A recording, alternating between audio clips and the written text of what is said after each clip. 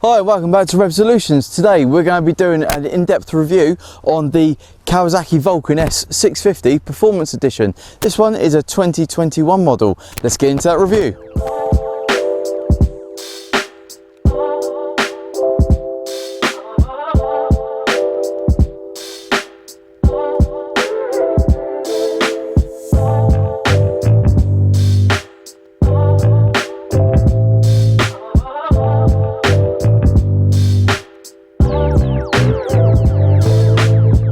The 2021 Kawasaki Vulcan S Performance, not your average cruiser.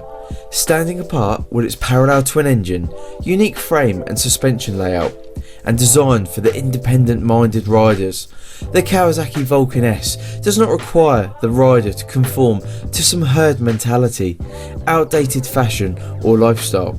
Accessible in all senses of the word, the accommodating new Vulcan S encourages you to go your way. Configure your Kawasaki Vulcan S with the Ergo-Fit solutions. Here we go, the Kawasaki Vulcan S Performance 2021. As you can see though, for those of you who know, even though this is a performance one which should come with the Arrow exhaust system, unfortunately there's a backlog from Japan or China. I think it was China that Kawasaki said. So at the moment it doesn't have the performance exhaust, which is a bit of a pain. However, it is allowing me to get a feel for this bike in a standard exhaust system setup, and then I'll be able to bring to you another review on how it is with the performance exhaust. It's more for noise rather than actual performance gains. However, I think it will give the bike a nice extra bit of an edgy look to it. So let's jump on it and let's take it for a ride. Right, so very basic setup. Turn the key, side stand up, it's in gear, and off we go. So we're going to start this ride at Goodwood. It's a week of the Goodwood Festival of Speed. Unfortunately, well, unfortunately, but fortunately, I can't be going to it because hopefully we're going to Wales for some riding adventures. But let's get out of Goodwood and I will show you what it is like. Now the first thing you notice when you sit on this bike is obviously the controls are in the forward position. It's not a problem. It does take a little bit getting used to, but once you've ridden it a few times, it is no problem at all. It's actually really comfortable. Quite a nice aeroplane in that hangar over there. Let's go through the Goodwood tunnel. Here we go again.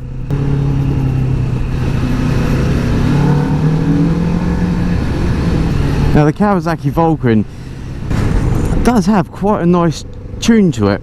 It's I think it's more induction noise than anything else at this moment in time, because like I said, it does have a completely standard exhaust system, but the actual handling of this bike is really good. If you haven't ridden one, definitely get on one and take it for a spin.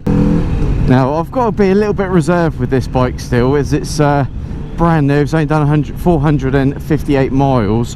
So it hasn't had its first run-in service with the oil change. However, I phoned Kawasaki today and they said that I can take it near on 1,000 miles if need be before I have the first oil change. Therefore, I've jumped on the bike and I've taken it out today. Ideally, I want to get it serviced before 1,000 miles. And I've got the service booked for a couple of weeks' time. Now, the pickup is really good on this machine. It does really well. It is only 61 brake horsepower and I believe about 49 foot-pound of torque. That said, it really does move. I mean, I haven't opened this up properly. I will give you a review later on when I've had that first service and I've been able to push the machine a little bit faster and harder. But the first impressions of it's really nippy, really nimble. When I bought this machine, I did think, have I made the right decision? And I do still think that. When I see it parked up and I haven't ridden it for a little while, I think, oh, have I done the right thing, or have I kind of shot myself in the foot a little bit? I have definitely done the right thing.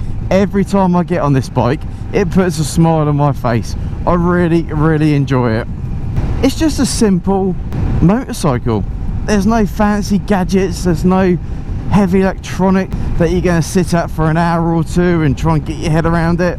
It's got a rev counter, a clock, mileometer, speedo, gear counter, and a fuel gauge. Oh, and it also tells you if you're riding economically, which is really good. But other than that, that's it. Simple, easy machine to ride. 6 gears, it looks good. You got the Japanese build quality. It feels good to ride. It's got a nice amount of torque, and not a lot of torque. Don't get me wrong, I'm not saying this bike is a massive performance bike, but for the weight, 229 kilograms, it moves the bike really well with a 90 kilogram person on, so you got no problems riding it. Tucks in nicely. Now I have actually had the pegs on the deck a few times, going around a roundabout, leaning into it, not over the top, and it's ground out. Let's go up to the Goodwood racetrack. Let's have a look at this. Never actually been up here. Quite nice up here, isn't it? Amnesty bin. What have we got here?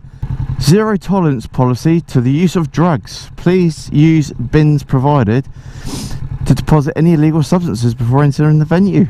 Check out that. Oh, look at this view. What a stunning view. So lucky to live so close to West Sussex. And I don't know if you can see over there, you can see the Solent in the distance. A bit hazy today, but still an absolutely beautiful view. And this is what I love about the Kawasaki Vulcan. It's such a chilled out ride that you don't want to be going fast everywhere. You just want to explore, have fun, just see different places. It's really, really nice. Now for its parallel twin engine, it is really, really smooth. So it's the same engine they use in the Ninja 650, the Kawasaki Versys 650 and the Kawasaki Vulcan 650. So they all share the same engine. They're all tuned slightly differently. Now what's it like off-road? Suspension's actually quite good. Let's take it on this dirt track a little bit. I'm probably going to end up dropping the bike here, but never mind. So yeah, suspension is quite nice. A little bit bumpy. But then look at what the surfaces I'm riding on. Changing gears on this bike is really, really easy. The gear selector is very comfortable. The front brake is only a single disc now. However, for a single disc, it's not too bad. Again, this bike doesn't have loads and loads of power, so a single disc is more than adequate for it. Obviously you've got a single disc at the rear. I believe it's a single piston caliper as well, so not a lot of stopping power, but again, for what it is, it works well. Now one other thing I do find on this bike, and I have ridden another cruiser style, that when you go over a bump, your backside leaves the seat quite often, which is definitely an experience to be had. And a brief moment when you bounce, you think, oh, I'm about to lose the bike from underneath me, but you soon end up straight back on it again. That's just the position of the bike on the cruisers, I think. But the handling of this Vulcan is really, really nice. It is relatively precise. You can flick it about nicely. It goes exactly where you want it to go. The turning circle is quite poor on it, but at the end of the day, it's a cruiser bike. It's not designed for sharp precision maneuvers like a sports bike. Now obviously, as you know, with the Kawasaki Vulcan, you've got the Ergo system. Now the Ergo system is so Kawasaki can tailor each individual Vulcan to the rider's specific requirements. You can adjust the foot pegs, you can bring them back or push them forward. These are set in the furthest forward position. Now when this goes back to Kawasaki for its first service, I will be getting them brought back just one click, I think. On the long ride, I feel like I slip down the seat slightly, which gives me a bit of an ache in my lower back. Now looking at all the other reviews and also on the forums for the Kawasaki Vulcan, that is quite a common feature. People are saying that the actual standard seat that Kawasaki provided with the Vulcan is not overly comfortable. It is a comfortable seat if you're only using it for short periods of time. The seat, again, like the foot pegs, they can be adjusted to meet the rider's requirements. You can have a forward seat which pushes you closer to the controls, and a mid seat, and a seat that will leave you a little bit further away from the controls. So again, that's nice and customizable. And also you can customize the position of the handlebars. I think these handlebars are in an absolute perfect position for me. It's a nice reach forward, nothing too drastic. It works really well. So for me, it's just going to be adjust the foot pegs, and I think this will fit a lot better. Now the wind mirrors, The wind mirrors gives you amazing visibility. They are one of the best out there, no doubt. However, they are also one of the ugliest out there. They are not pretty wind mirrors.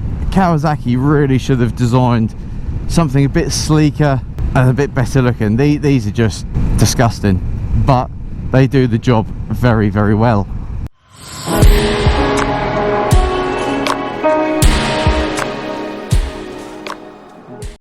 The wind resistance on this bike, like most naked bikes, is pretty rubbish. You can really feel it pushing into your chest. The performance package does come with the front headlight cowling, which offers you maybe a slight bit of protection from the elements, wind, but let's face it, it isn't much. You're still going to get a lot of wind in your chest, but aesthetically it looks so much better with that front cowling on. You do get quite a lot of feedback from the controls, which is really nice. You got a good idea what this bike is doing at all times. The indicators are positioned really, really nice. There's no fiddling around trying to figure out where the indicators are. Sum up, indicators right next to it. Bit of a random place to park that. It's crashed into a field.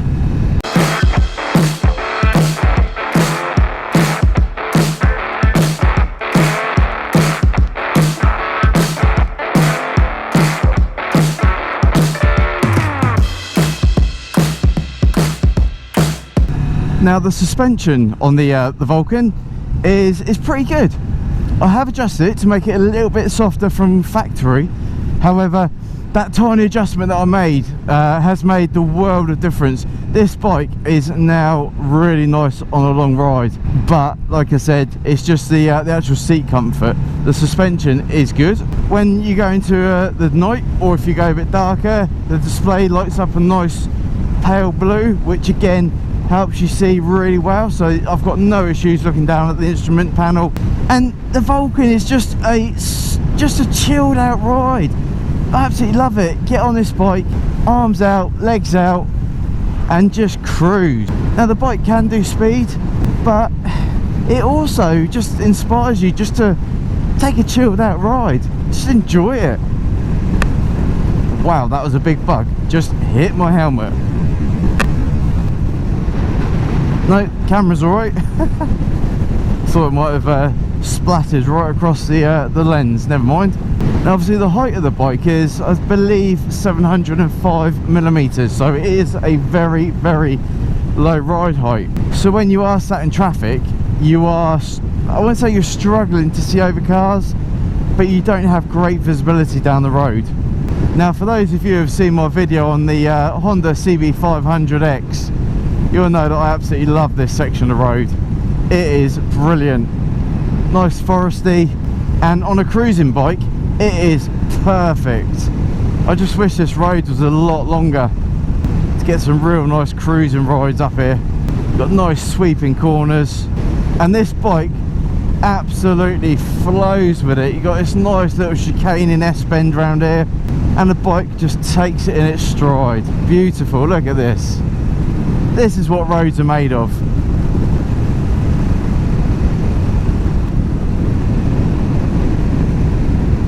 If you're in the market for a cruiser style motorcycle, definitely take the Kawasaki Vulcan S out for a ride. This bike is so much fun. It's just an easy bike, and that's what I love about it. You can just go out riding, enjoying the actual way the bike handles, not having to want to go fast. The machine doesn't make you want to go fast. You can just properly bimble around. I mean, look at this, sweeping beautiful corners. The bike just laps it all up. I can't get enough of this. It's just brilliant. Look at this road. If you've not ridden this, you've got to get on it. Look at that. It's only a short bit of road, and it does end very abruptly, but it is worth every second. So is the Kawasaki Vulcan a bike that beginners could get on with?